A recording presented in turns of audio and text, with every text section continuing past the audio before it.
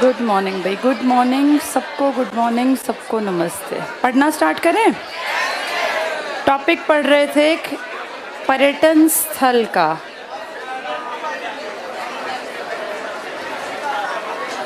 क्या हरियाणा में सरकार ने टूरिज्म पे काम बहुत बढ़िया कर लिया? नहीं किया। हमारे यहाँ कोई घूमने ही नहीं आता। अपने हरियाणा में कोई भी विदेशी नहीं आता घूमने टारगेट बना के। ये सारे विदेशी कहाँ जाते हैं?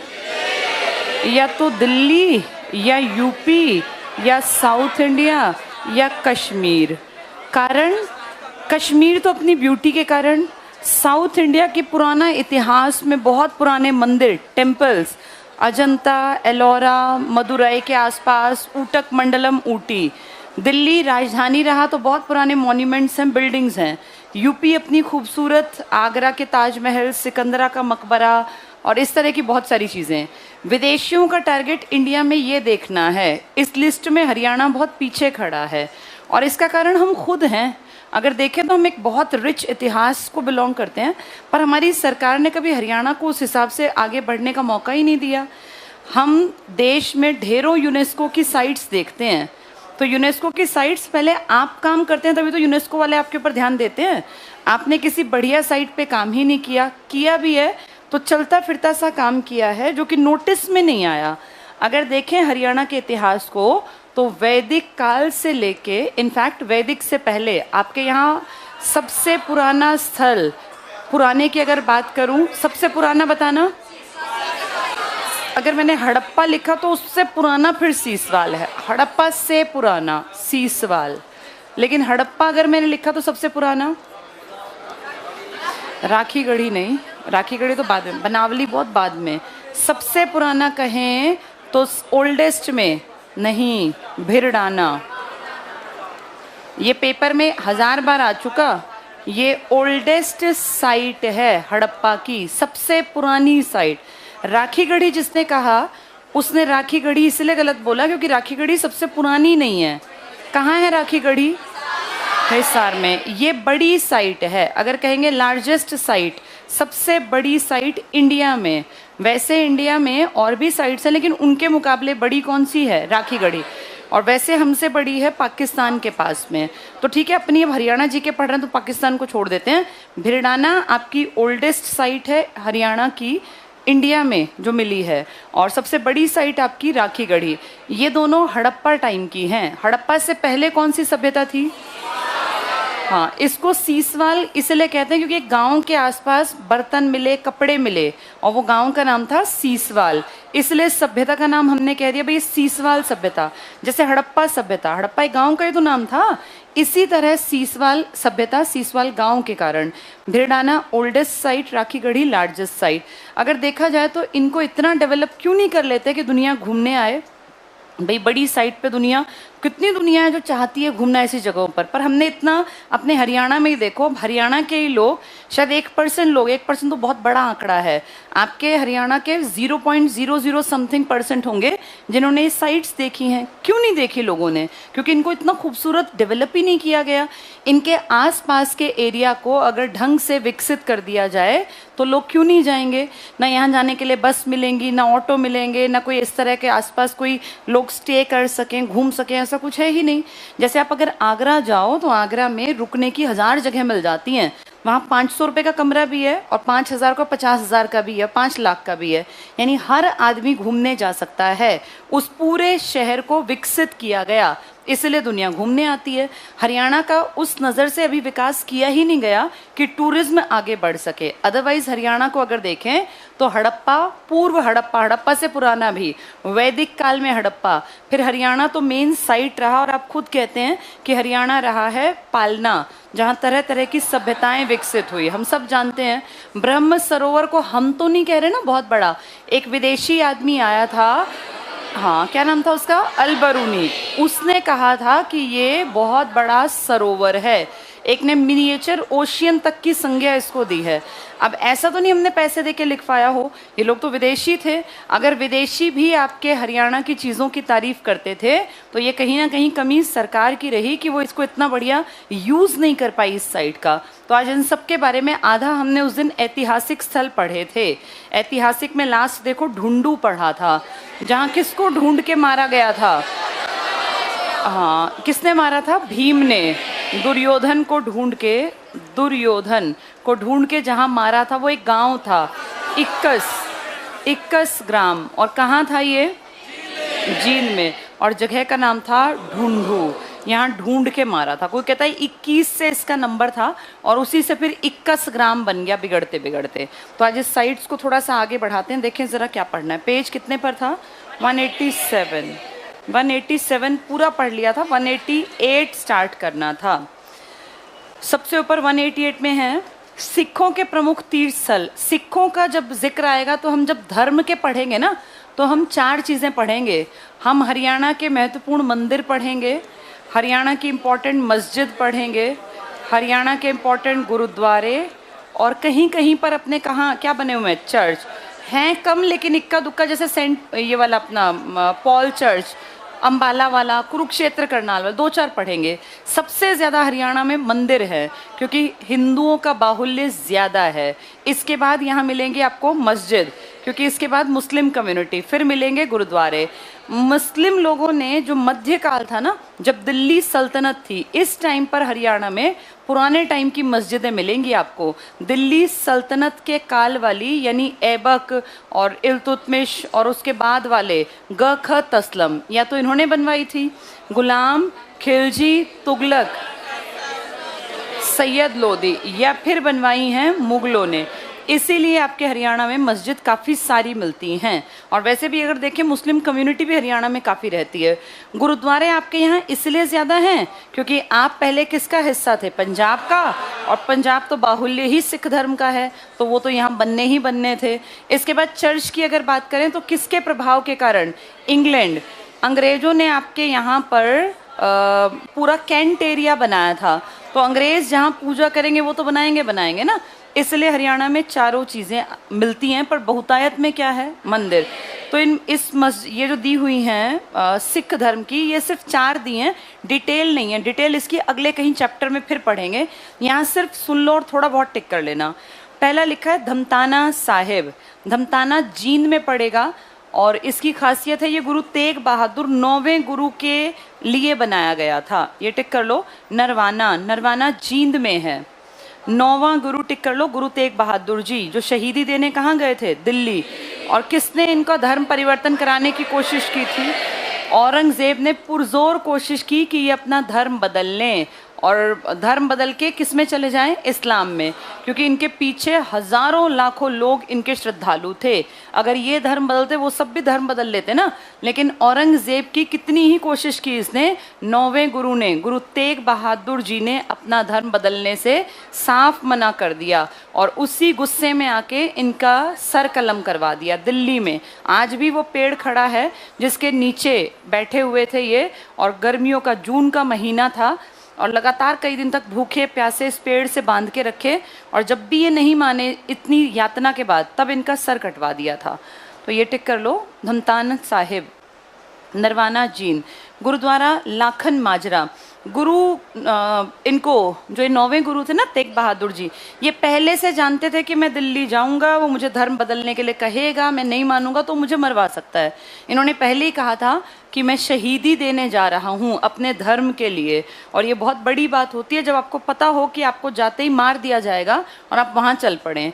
तो ये पूरे हरियाणा को क्रॉस करके दिल्ली गए थे, और उसी पड़ाव में 13 दिन तक आपके हरियाणा में ये इस जगह रुके थे जहाँ ये लिखा है लाखन माजरा। इसको पढ़ लो, ये रोहतक में है, टिक कर लो। रोहतक, जींद का मतलब रोहतक है, रोड की बात कर रहे थे।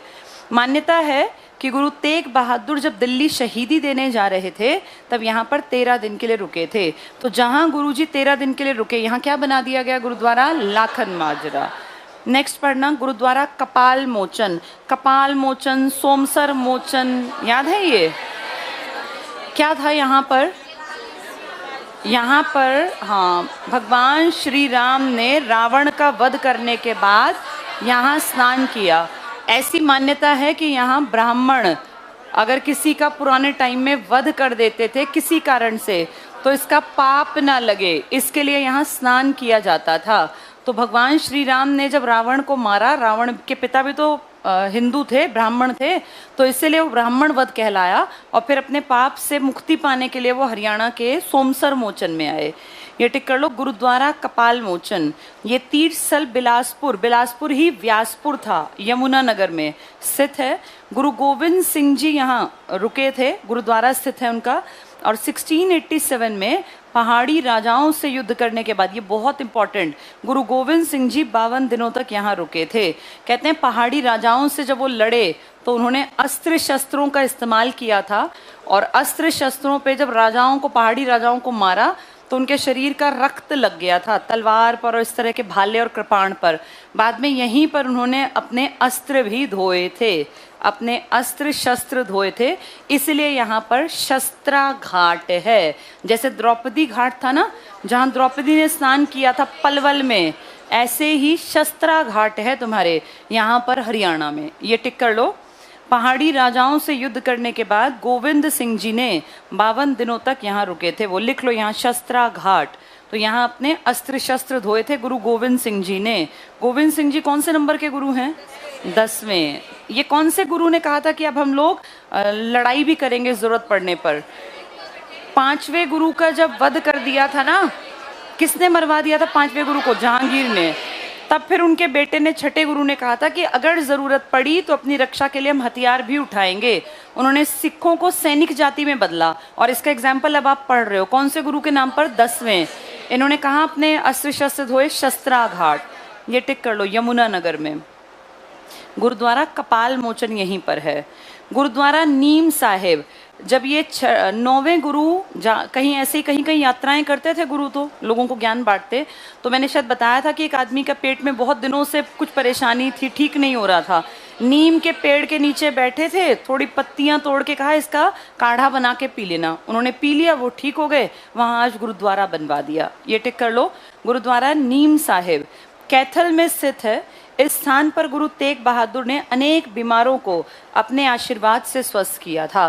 तो जहाँ नीम के पेड़ के नीचे बैठ के लोगों को अच्छी बातें बताई, चीज़ें सिखाई, वहीं पर गुरुद्वारा बना दिया गया। जहाँ पे उन्होंने अस्त्र शस्त्र धोए, वहाँ क्या बना दिया? और जहाँ 13 दिन रुके थे वहाँ लाखन माजरा। कहाँ है लाखन माजरा? रोहतक में। और ये नीम वाला कहाँ है? और ये कपाल मोचन, गोपाल मोचन, ठीक है। धमताना भी 9वें गुरु के थे, धमताना साहिब। चलो इसके बाद आ जाओ, हरियाणा के प्रसिद्ध ऐतिहासिक टीले। टीलों से पहले नीचे का टेबल पढ़ेंगे। हरियाणा के प्रसिद्ध किले और स्तूप। सबसे पहला क्या लिखा है? कौन सा जिला? जिला कौन सा हुआ? महेंद्रगढ़। महेंद्रगढ़ में क्या क्या लिखा है? पहला, सबसे पहला लिखा है राय मुकुंद दास का छत्ता। इसी को क्या लिखा है? मुकुंद दास, या इसी को कहते हैं बीरबल का छत्ता। छत्ता होता है घर, जैसे मधुमक्खी का छत्ता। सेकंड क्या है? जल महल। थर्ड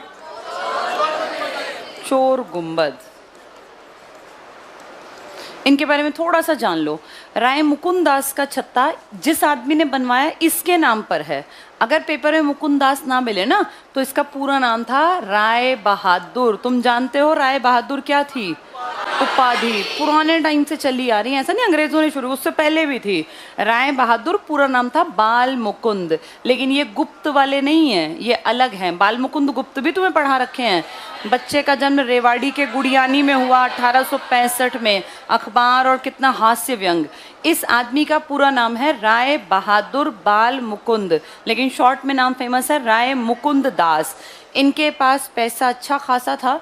इन्होंने पुराने टाइम में बीरबल का छत्ता, और अजीब बात यह है कि बीरबल था तो समकालीन अकबर के, लेकिन ये छत्ता बना है शाहजहां के टाइम पर। किसके टाइम पर बना ये?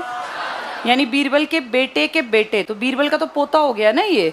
अब बीरबल का छत्ता कैसे बना इसके टाइम में? बीरबल हरियाणा के नारनौल के एक इलाके में ज्यादा रुका करते थे, महेंद्रगढ़ के आसपास नारनौल में। तो जहाँ ये रुकते थे बाद में वहीं बड़ी हवेली टाइप बना दी गई। कुछ कहते हैं कि पुरानी हवेली थी, बाद में थोड़ा सा काम कर दिया गया और इस तरह से बीरबल का छत्ता फेमस हो गया कि बीरबल यहाँ आके रुका करते थे। तो हरियाणा के नारनौल में बीरबल के रुकने के कारण बीरबल का छत्ता, और उसको बड़ी कोठी का रूप किस आदमी ने दिया? इसीलिए इसी का नाम पड़ गया राय बहादुर बाल मुकुंद या राय मुकुंद दास का छत्ता। अगला क्या लिखा है? ये मैंने कहानी आपको कई बार समझा दी। सेकेंड पानीपत की लड़ाई, पानीपत के दूसरी लड़ाई में दो बहुत टक्कर के आदमी थे, एक बैरम खान और एक हेमू हेमचंद्र विक्रमादित्य, जो रेवाड़ी के एक बहुत पुराने टाइम के व्यापारी थे। 22 लड़ाइयाँ लड़ी, 22 की 22 जीता। ये काम करता था पहले कभी हुमायूं की टक्कर में एक तगड़ा शेरशाह सूरी, उसके अंडर, उसके बेटे के अंडर ये सेनापति था। अब यहाँ जाके बैरम खां और हेमू लड़ रहे हैं दिल्ली की गद्दी के लिए। हेमू हेमचंद्र विक्रमादित्य 1 महीने से दिल्ली की गद्दी पर बैठा है और बैरम खां को लगता है कि ये उस काबिल नहीं है कि ये भारत को संभाले और मैं अपने राजा को इसका मालिकाना हक दिलाऊंगा। इसके पीछे कौन खड़ा है? अकबर, जो अभी सिर्फ 14 साल का है, क्योंकि अकबर का बर्थ ईयर है 1542 और अभी 1556 में पानीपत की दूसरी लड़ाई चल रही है। तो 1556 में 14 साल का ये लड़का, इसके आगे बैरम खां जब हेमू से लड़ा तो हेमू को उस हाथी के हौद से गिराने का काम किसने किया था? शाह कुली खान ने। ये शाह कुली खान हरियाणा में एक एरिया की तरफ काम करता था। इसको लगा मुझे मदद करनी चाहिए, नाम से पहचानो खान, तो इसको महसूस हुआ कि मुझे किसकी मदद करनी चाहिए?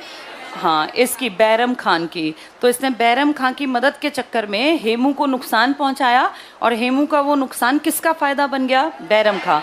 और बैरम खान ने इसका सर काट दिया वहीं मैदान में, जिसके चलते ये हुआ कि अब अगला राजपाट दिल्ली पर किसका चलेगा? अकबर।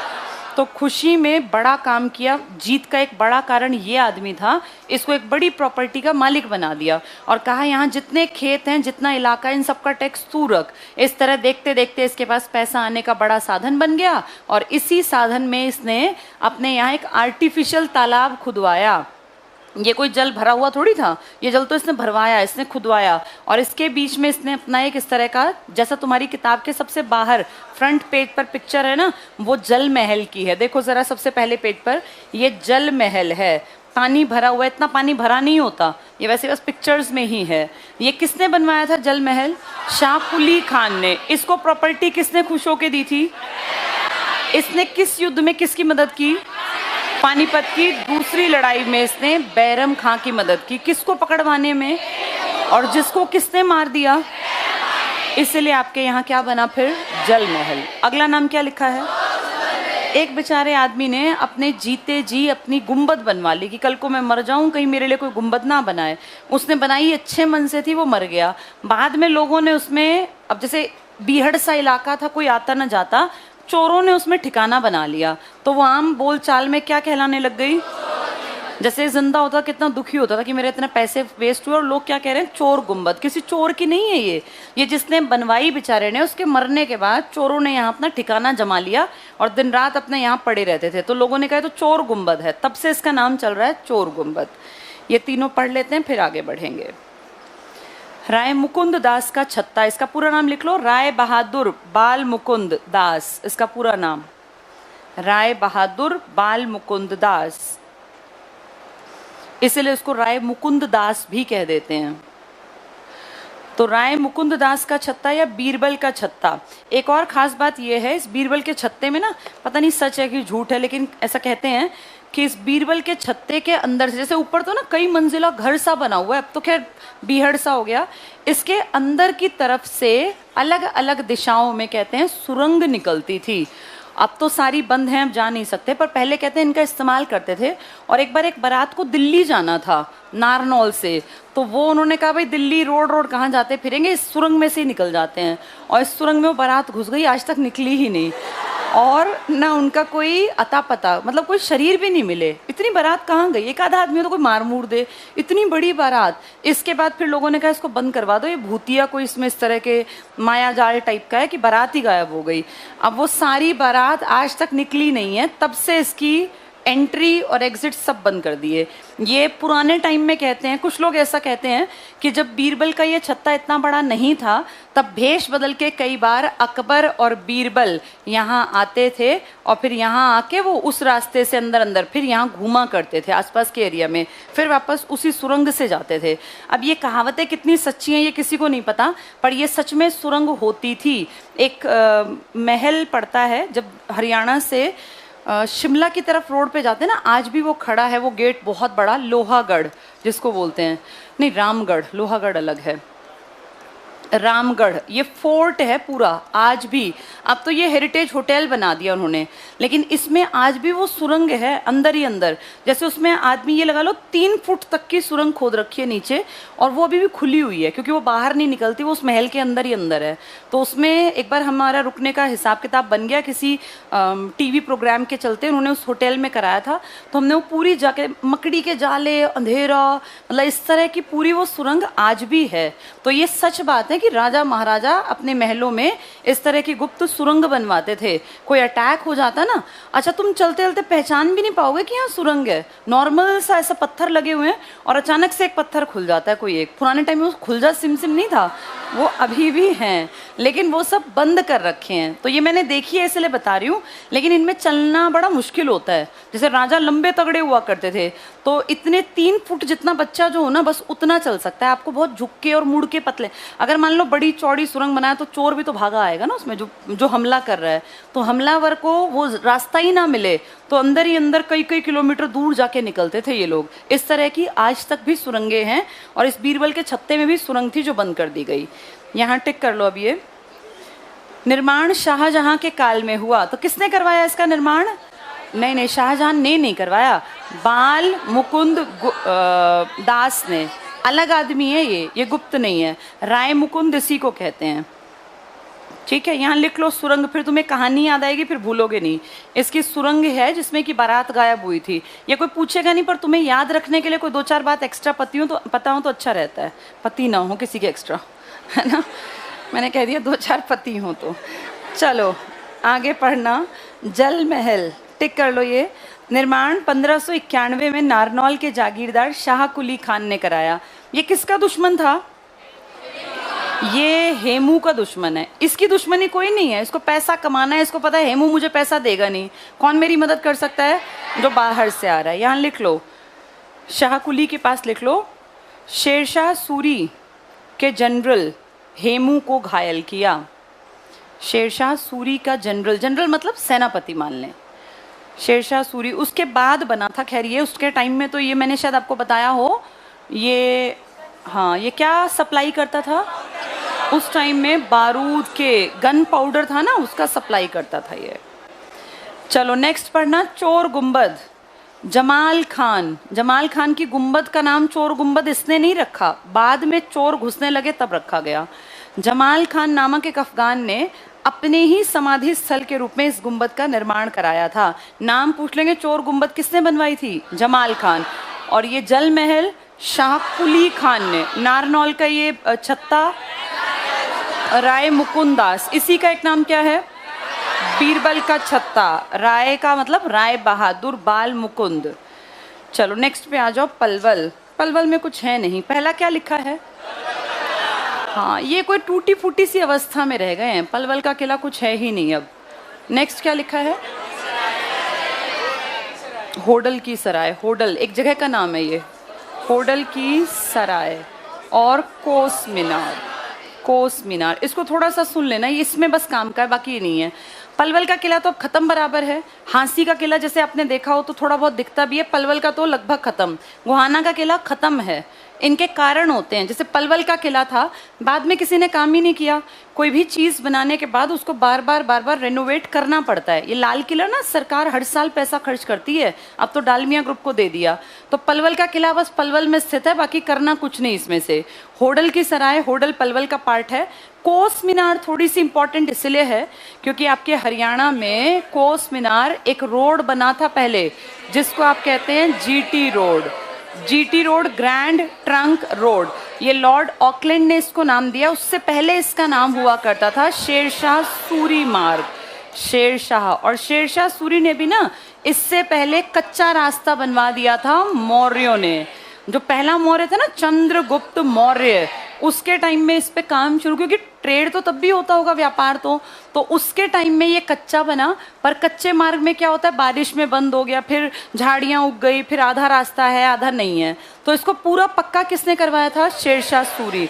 और शेरशाह सूरी के कारण ये फेमस हुआ था। बाद में अंग्रेज़ों के टाइम में इसको शेरशाह सूरी कहने में उनको टाइम लगता होगा, तो उन्होंने कह दिया इसका नाम रख दो ग्रैंड ट्रंक रोड। ग्रैंड मतलब बड़ा, तो ग्रैंड ट्रंक रोड ये नाम अंग्रेजों का दिया हुआ है। लॉर्ड आपके यहाँ बहुत सारे आए थे, ऑकलैंड नाम का भी एक आदमी आया था, उसने इसका नाम ये रख दिया था, ऑकलैंड, इसने रखा था ये जीटी रोड। आज तक आप जीटी रोड यूज़ करते हैं, लेकिन अब हमारी सरकार ने इसका नाम NH44 कर दिया। और ये इंडिया का सबसे लंबा नेशनल हाईवे है, जो पूरे श्रीनगर से कन्याकुमारी तक पूरे कई सारे हाईवेज को जोड़ के तब बनता है। चलो जल्दी से पढ़ेंगे। अब पहला टिक कर लो, पलवल का किला मोटिया कला के नाम से प्रसिद्ध है, शेरशाह सूरी के समय बनवाया गया।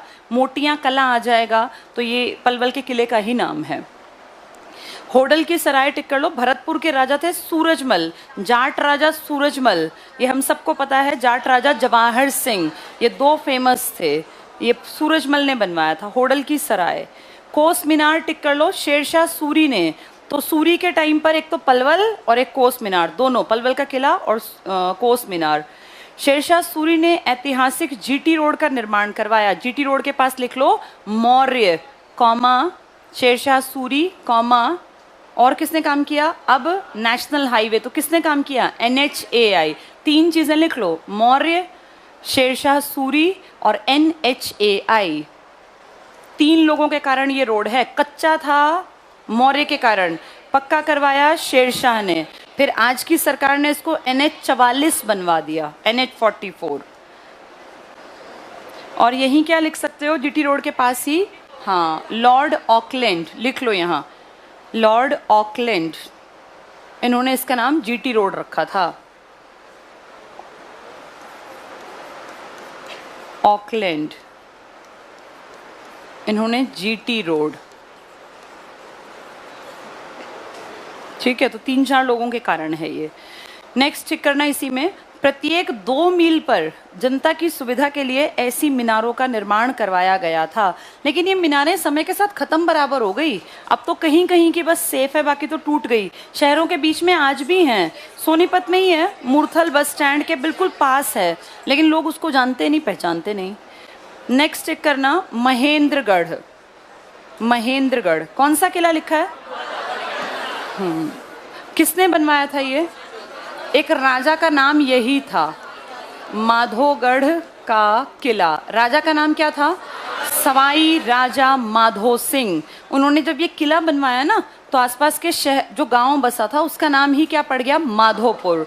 जैसे आसपास के इलाके का नाम लोगों ने कह दिया ये माधोपुर है। और जो ये किला बना, गढ़ मतलब किला, इसका नाम क्या रखा गया? माधोगढ़। राजा का नाम सवाई राजा, उपाधि थी सवाई राजा, नाम क्या था उसका? माधो सिंह। एक इम्पॉर्टेंट, बहुत इम्पॉर्टेंट बात यह है कि ये हरियाणा का मिनी मसूरी कहलाता है। ये बहुत कम लोग जानते हैं, मिनी मसूरी हरियाणा का। जल्दी से यहाँ इसके पास लिख लो ये बात, जहाँ लिखा है माधोगढ़ का किला, यहाँ लिख लो मिनी मसूरी। जैसे आपके यहाँ हरिद्वार भी है ना, हरियाणा का हरिद्वार। हरियाणा का हरिद्वार क्या है? पांडु पिंडारा। हरियाणा का गोल्डन टेम्पल, जल महल बिल्कुल नहीं है। रानी का तालाब, हरियाणा का जल महल नहीं है गोल्डन टेम्पल। रानी कहाँ पर था वो? जींद में। भूतेश्वर मंदिर भगवान शिव जी को समर्पित, और हरियाणा का चेरापूंजी छछरौली। हाँ, ये याद रखना है, हरियाणा में चेरापूंजी भी है, हरियाणा में हरिद्वार भी है, हरियाणा में गोल्डन टेम्पल भी है, और हरियाणा का मसूरी भी है। किसे कहते हैं मसूरी? माधोगढ़ का किला। ये बारिश के मौसम में बहुत बढ़िया देखने में हो जाता है, इसीलिए टिक कर लो ये मिनी मसूरी। अंडरलाइन करो। अरावली की पहाड़ियों में स्थित है। निर्माण सवाई माधोपुर के शासक माधो सिंह ने करवाया। तो माधोगढ़ इलाके में है ये। अब है तावड़ू, सोहना। सोहना से कुछ दूर पड़ता है तावड़ू का किला। अब ये किला थाने के रूप में है, टूट फूट गया पूरा। टिक कर लो। बाद में नाहर सिंह का किला के नाम से यही बना। तो पहले तावड़ू का किला था, फिर इसी को बड़ा बढ़िया बना दिया नाहर सिंह का किला, और अब ये टूट फूट के सिर्फ एक थाना चलता है इसमें। तो ये थाना जो है तावड़ू गांव के इलाके में। जगाधरी टिक कर लो। चनेटी ग्राम का स्तूप, ये काम का है थोड़ा सा, इसको थोड़ा सा सुन लो। स्तूप मतलब किस तरफ इशारा कर रहे हैं? कौन सा धर्म था? बौद्ध। स्तूप का मतलब होता है ढेर। वैसे तो ढेर कहीं भी हो सकता है, लेकिन जब स्तूप शब्द आ जाए तो समझ जाना कि ये बौद्ध धर्म की तरफ इशारा करते हैं। अगर टीला कहेंगे तो हड़प्पा की तरफ इशारा करेंगे। दोनों एक जैसे थे। टीला भी क्या होता है? आसपास के एरिया से ऊंचा उठा हिस्सा। ऐसे ही स्तूप भी क्या होता है? आसपास के एरिया से ऊंचा। लेकिन अगर स्तूप शब्द आ गया तो बौद्ध धर्म है, और टीला आ गया तो हड़प्पा, क्योंकि टीले हमेशा हमने हड़प्पा के साथ रिलेट किए हैं। अब आपके हरियाणा में बौद्ध धर्म का एक स्तूप है, और कौन से गांव में है वो? चनेटी। तो चनेटी ग्राम का स्तूप इंपॉर्टेंट है, किस धर्म से संबंधित है? और हम नहीं कह रहे, एक विदेशी घूमने आया और उसने कहा कि इसको बनवाने में किसने काम किया था? अशोक। ये अशोक किसका पोता है? चंद्रगुप्त मौर्य का, जिसने वो कच्ची रोड बनवाई थी जो बाद में जाके शेरशाह सूरी ने पक्की करवाई। अंग्रेजों ने उसका नाम जीटी रोड रखा और हमने इसका नाम NH 44 रखा। तो मौर्यों के वंश में तीसरा सबसे ताकतवर और अंतिम ताकतवर सम्राट अशोक, इसने कहते हैं बनवाया था पुराने टाइम में 84,000 स्तूप। उनमें सबसे बड़ा आप जानते हैं सांची का स्तूप है, जो कहाँ पर है? MP में। और ये सांची का स्तूप कितने रुपए के नोट पर है? 200। 100 पर है रानी की वाव। तो ये 200 रुपए का सांची, 200 रुपए के नोट पर सांची का स्तूप जो बना है, ऐसे 84,000 स्तूप हैं। ये सबसे बड़ा है। तो उन्हीं 84,000 में से बहुत सारे नष्ट हो गए। एक हरियाणा में भी है, जिसे आप क्या कहते हैं? चनेटी ग्राम का स्तूप। तो ये टिक कर लो। जगाधरी में चनेटी ग्राम का स्तूप। हुएनसांग, हुएनसांग विदेशी है, चीन से आया और राजा हर्षवर्धन के काल में आया। लिख लो यहाँ हर्षवर्धन। हर्षवर्धन आपके यहाँ 7वीं शताब्दी का राजा था, 606 से 647। फिर ये कब आया था? 629 में आया। 14 साल इसने यहाँ काटे थे। फिर ये 44-43 में गया था यहाँ से। चलो ये टिक कर लो। हुएनसांग ये हर्षवर्धन के समय में आया, 7वीं शताब्दी में। ने इसके बारे में बताया कि ये अशोक स्तूप का अवशेष है। अशोक ने कितने स्तूप बनवाए? 84,000। तो पूरे भारत में आसपास से उनमें से एक ये भी है। ऊंचाई इसकी 8 मीटर है। तो टिक कर लो, ऊंचाई 8 मीटर। पंचकुला में आ जाओ, छोटी छोटी चीजें हैं ये। पिंजौर और रानीपुर, रोनीपुर को रानीपुर कर लो। रानीपुर का किला। पिंजौर का संबंध किससे था? पांडवों से। पांडवों से। सोनीपत में टिक कर लो, गोहाना का किला। इसको थोड़ा सा सुन लो। अब तो बस ये गेट है, इसके अंदर कोई किला विला नहीं है। एक टाइम था, बाहर एंट्री गेट बहुत भारी भरकम, बहुत बढ़िया, और अंदर पीछे पूरा शहर बसा हुआ था। ये पृथ्वीराज चौहान, जो कि कहाँ का राजा था? अजमेर दिल्ली का, और हरियाणा तक पे जिसके राज चलता था, पृथ्वीराज चौहान, इसने बनवाया था। इसने हरियाणा के हांसी में भी काम करवाया।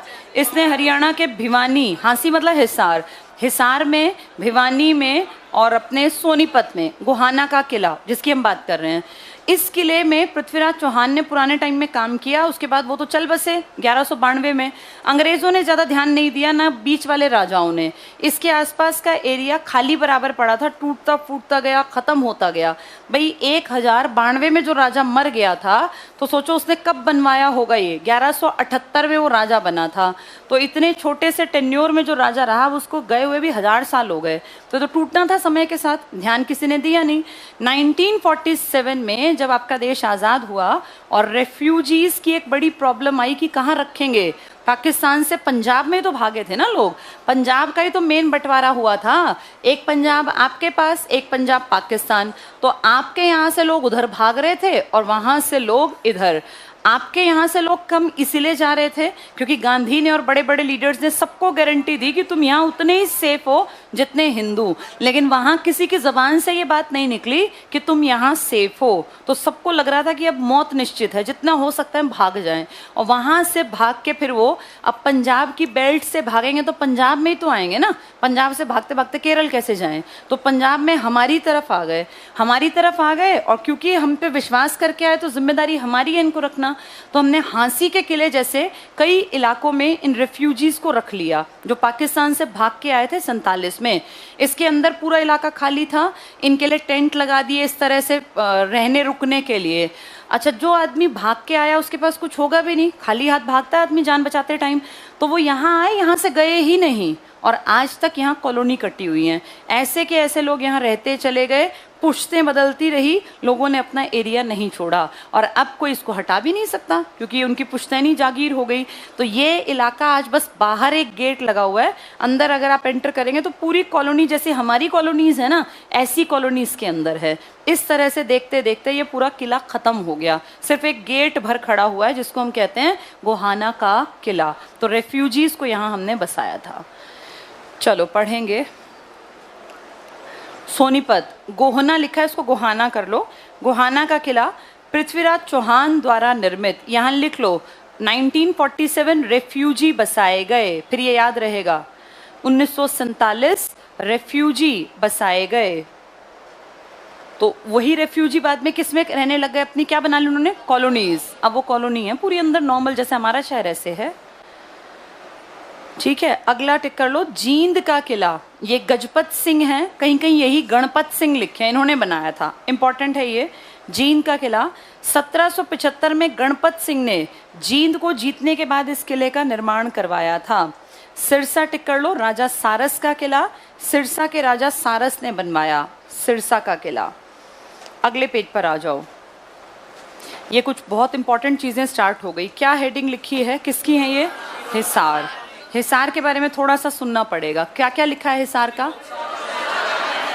पहला फिरोज शाह का महल, दूसरा, ठीक है, पहला है फिरोज शाह का महल, दूसरे का नाम है गुजरी महल, तीसरे का खिलाड़ियों का, उसी के साथ में वहाँ एक बहुत बड़ी पार्टी बनी थी, भगत सिंह ने बनाई थी। फिरोज शाह कोटला के मैदान के पास, जिसका नाम रखा था HSRA, Hindustan socialist Republic association. ये 1928 में दिल्ली में बनाई थी, जिसका मुखिया कौन थे, खुद भगत सिंह। ये भगत सिंह ने HSRA कहाँ बनाई थी, ये दिल्ली में, कहाँ, फिरोज शाह मैदान के अंदर, फिरोज शाह का किला है यहाँ पर। ये टिक कर लो। फिरोज शाह का महल निर्माण फिरोज शाह तुगलक ने 1354 में करवाया। और गुजरी महल, इस महल का निर्माण फिरोज शाह तुगलक ने अपनी पत्नी गुजरी की याद में 1356 में करवाया। ये महल आयताकार आकृति में है। लाट की मस्जिद, ये इस मस्जिद का निर्माण फिरोज शाह तुगलक ने 1354 में करवाया। मस्जिद उसी ने बनवाई है, लेकिन वो जो लाट वहाँ लगी है ना, वो खंबा, वो किसका था, अशोक का। ये टिक कर लो। ये मस्जिद लाल बलुए पत्थर से निर्मित है और ये लाट बहुत ऊंची है। कितने फुट ऊंची, 20 फुट, लिख लो यहाँ, 20 फुट ऊंची लाट। लाट का मतलब था खंबे जैसा दिखने वाला, और ये अशोका पिलर का ही पार्ट लगता है कि वही रहा होगा। नेक्स्ट है हांसी, इसको ध्यान से सुनना, ये थोड़ा इंपॉर्टेंट है। हांसी, बोर्ड पे देखो पहले। 80 का मतलब जानते हो, 80 नहीं, 80 किला नहीं होता। 80 का मतलब होता है तलवार, संस्कृत वर्ड है ये। 80 का मतलब क्या है, तलवार। कहते हैं एक बहुत पुराने टाइम में एक किला बनवाया था तोमर वंश के अनंगपाल तोमर ने, जिसने दिल्ली बसाई थी। अनंगपाल तोमर ने एक किला बनवाया था हांसी में, और बात